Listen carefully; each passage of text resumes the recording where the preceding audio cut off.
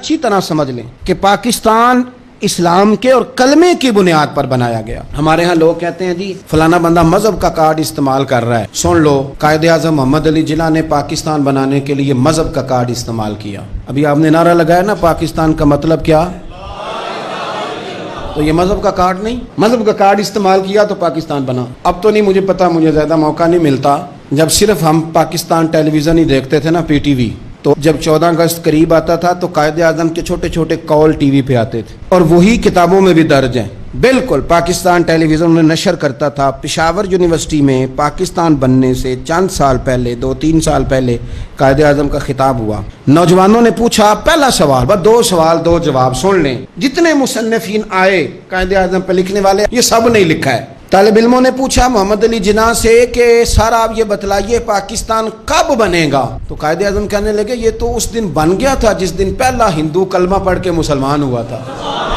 تو بنا ہوا ہے، اب تو صرف ہم نے حد بندی کرنی ہے. پاکستان تو بنا ہوا ہے، جس دن پہلے بندے نے کلمہ پڑھا تھا بن گیا تھا. اس نے فوراً دوسرا سوال کیا، اس نے کہا یہ بتلائیے دستور، منشور، آئین، پالیسی، فارن پالیسی، خارجہ پالیسی، داخلہ پالیسی، یہ کون سی پاکستان میں آپ نافذ کریں گے؟ تو قائد اعظم کہنے لگے یہ آپ نے عجیب بچوں والا سوال پوچھا ہے، دستور، منشور، پالیسی، خارجہ، داخلہ، اس کا کیا مطلب ہوا؟ کہنے لگے ہم نے کوئی پالیسی نہیں بنانی، پالیسی تو ہمیں مدینے والے رسول نے بنا کے دے دی ہے، ہم نے تو بس وہ نافذ کرنی ہے. لیکن یہاں پتہ نہیں لوگ کہاں سو گئے، ان کی زندگی نے وفا نہیں کی، وہ چلے گئے.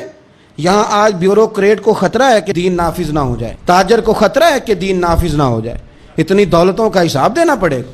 یہاں بہت سارے وڈیروں کو، جاگیرداروں کو خطرہ ہے کہ دین نافذ نہ ہو جائے. چلو مجھے کہہ لینے دو، بڑی بڑی گدی والوں کو خطرہ ہے کہ کہیں دین نہ نافذ ہو جائے، پیروں کو خطرہ ہے، مولویوں کو خطرہ ہے. یہ نافذ ہو گیا تو میری پجاروں کا بھی مجھے حساب دینا پڑے گا. انشراح صدر ہی نہیں، ہم مخلص ہی نہیں اس کاج کے ساتھ. میں بڑی کھلے دل کے ساتھ بات کرتا ہوں کہ اگر یہ سارے گدیوں والے بھی جو بہت سارے اسمبلیوں میں بیٹھے ہوتے ہیں اور اپنے اپنے لیڈروں کی تعریفیں کر رہے ہوتے ہیں، تم بزرگوں کی اولاد ہو، تم نے بزرگوں کے نام پر ووٹ لیے، عزتیں پائیں، اور آ کے سیاسی لوگوں کی تعریف کرتے ہو، اس سے آدھی تعریفیں بھی تم مدینے والے رسول کی کرتے تو تمہاری دنیا بھی بن جاتی اور آخرت بھی بن جاتی. تم نے پیدائش کہاں کی، کھایا کس کا، اور تم نے نبھایا کس کے ساتھ؟ اس قدر درنگی.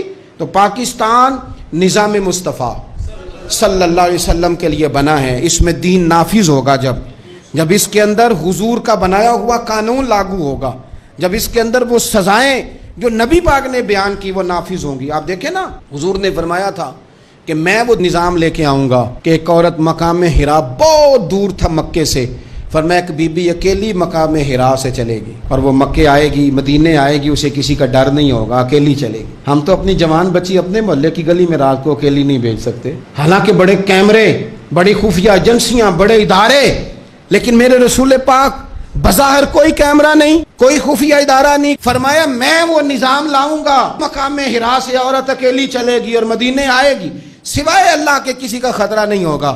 جناب ابو ہریرہ کہتے ہیں میں نے سن لیا تھا، میں منتظر تھا کہ وہ وقت آئے.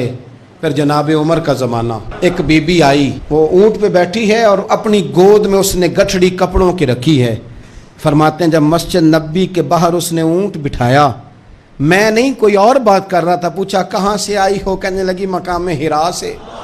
اکیلی آئی ہو کہ کوئی ساتھ تھا؟ کہنے لگی اکیلی تھی. کہا کسی نے کچھ کہا تو نہیں؟ کہنے لگی قربان جاؤں مدینے والے نبی کے نظام پر. کسی نے آنکھ اٹھا کے نہیں دیکھا، روٹی تو پوچھتے رہے، پانی تو پوچھتے رہے، سونے کو جگہ تو دیتے رہے، پر سارے میرے عزت کی، ناموس کے محافظ رہے. حضرت ابو ہریرہ کہتے ہیں بی بی اس بندے سے باتیں کر رہی تھی، میری آنکھیں چھم چھم آنسو بہا رہی تھیں اور میرے زبان سے بار بار نکل رہا تھا اللہم صلی علی محمد وعلی آل محمد صلی اللہ علیہ.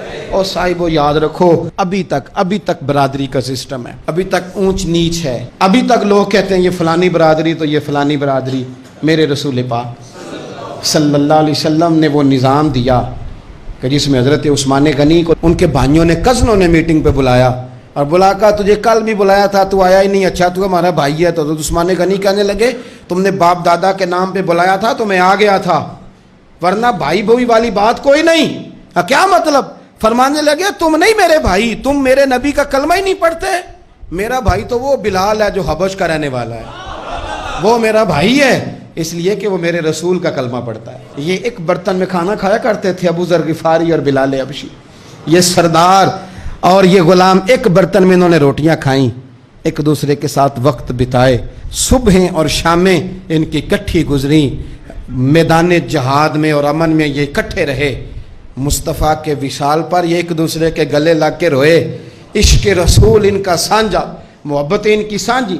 یہ والا ماحول پاکستان میں دینے کے لیے پاکستان بنایا گیا تھا.